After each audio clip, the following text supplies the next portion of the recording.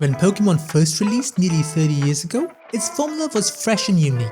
But as time went on, the same formula started to feel repetitive and outdated. It had become the yearly sports release for RPGs. And while we now have the Legends series to shake things up a bit, back in 2010, there was nothing new on the horizon.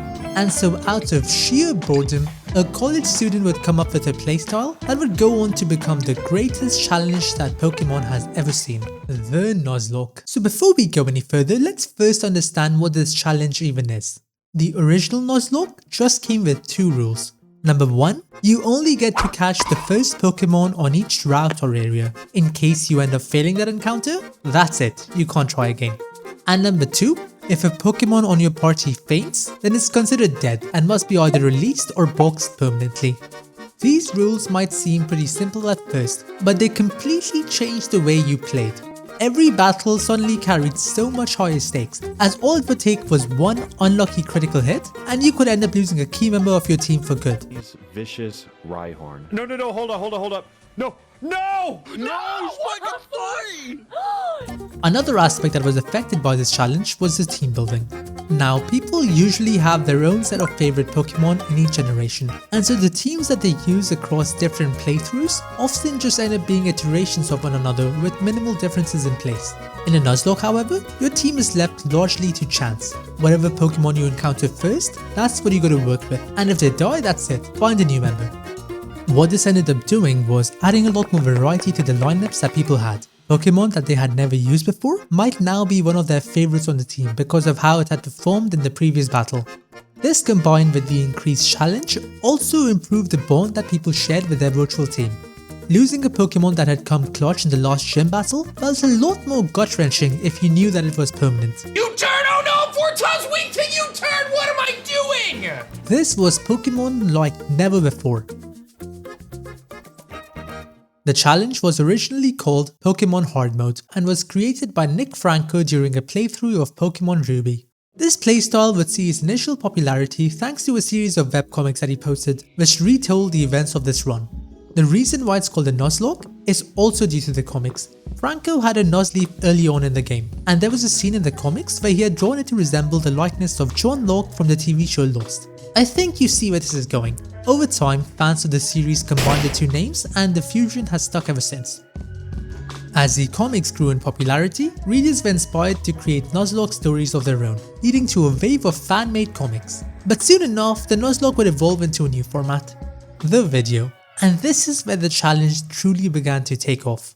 The earliest recorded Nuzlocke that I could find was Nuclear Omega's run on Pokemon Emerald, a 61 episode series that ran from July to August 2010.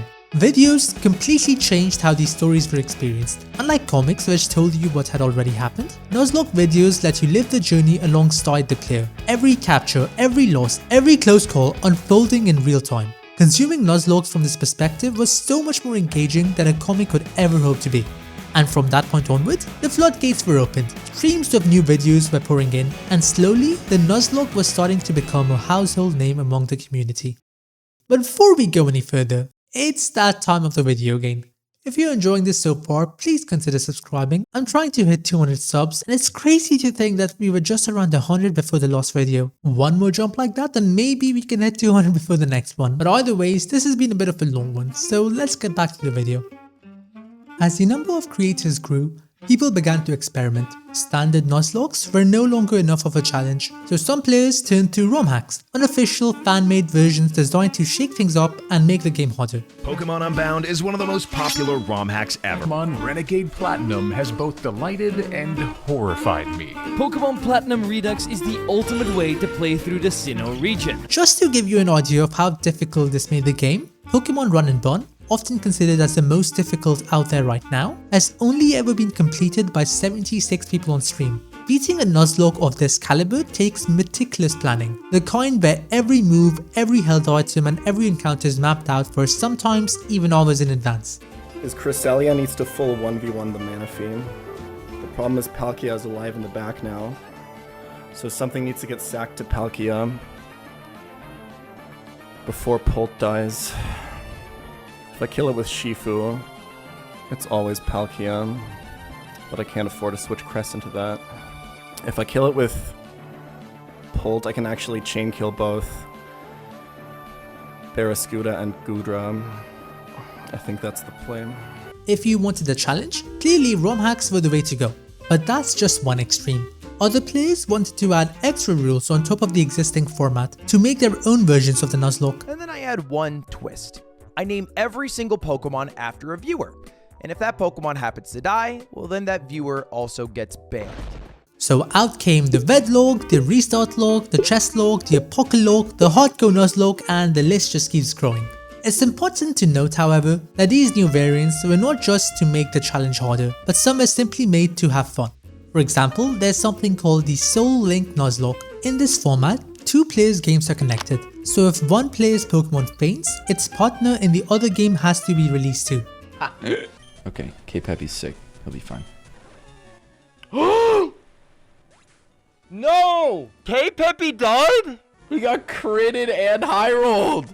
Oh, it's my only water resist. It turns what's normally a solo challenge into a team effort. There's another variant called the Egg Log, where the only twist is that every Pokemon you use for combat, aside from your starter, has to be hatched from an egg. It's a simple change, but it adds a fun layer of randomness to your team. What did Mr. Game Grumps himself give us today? Dunsparce. The beauty of the Nuzlocke is that there's no single way to play it. Players are free to invent their own rules, experiment with their own variants, and make each run a unique experience. At the end of the day, the Nuzlocke challenge is about having fun and putting your own spin on the game. Whether you're struggling to keep your team alive or simply enjoying the unpredictability, it keeps every playthrough fresh and exciting. They may have only begun as a method of procrastination, but quickly rose the ranks to be the greatest challenge that Pokemon has ever seen. If you're looking for more Nintendo themed content, then you might want to check out this other video, How Mario Kart Should Never Have Existed.